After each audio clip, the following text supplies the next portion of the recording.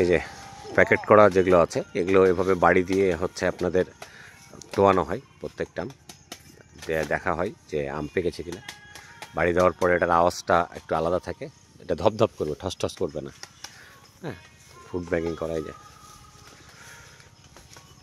এগুলো এভাবে সব ব্যাগিং করা আছে।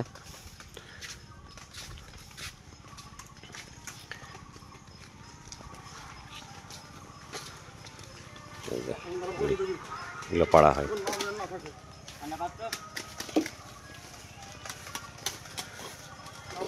এগুলো হচ্ছে পাকা।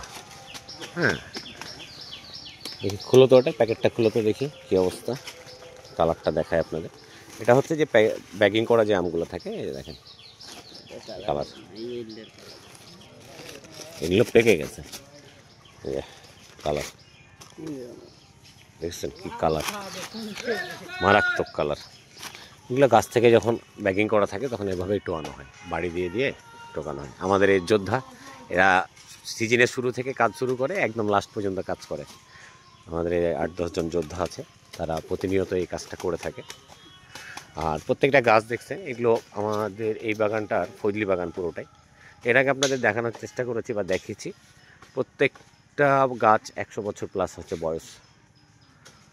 হ্যাঁ, এখান থেকে যতদূর চোখ যায় ওই দিকের গাছগুলো আরও বড় বড়, বাট এখন যাওয়া পসিবল না, অন্য একদিন দেখাবো। সাইজ দেখছেন, এক একটা সাইজ মারাত্মক সাইজ।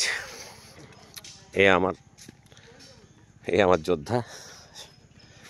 তো ঠিক আছে, আপনারা ভালো থাকেন, আপনাদেরকে আবারও দেখানোর চেষ্টা করব। এখন ফজলি নিয়ে কাজ করা হচ্ছে, আর আপডেট দেওয়া হয় না অ্যাকচুয়ালি, আপনাদেরকে আপডেট দিতে পারি না কি আপডেট দেওয়ার জন্য।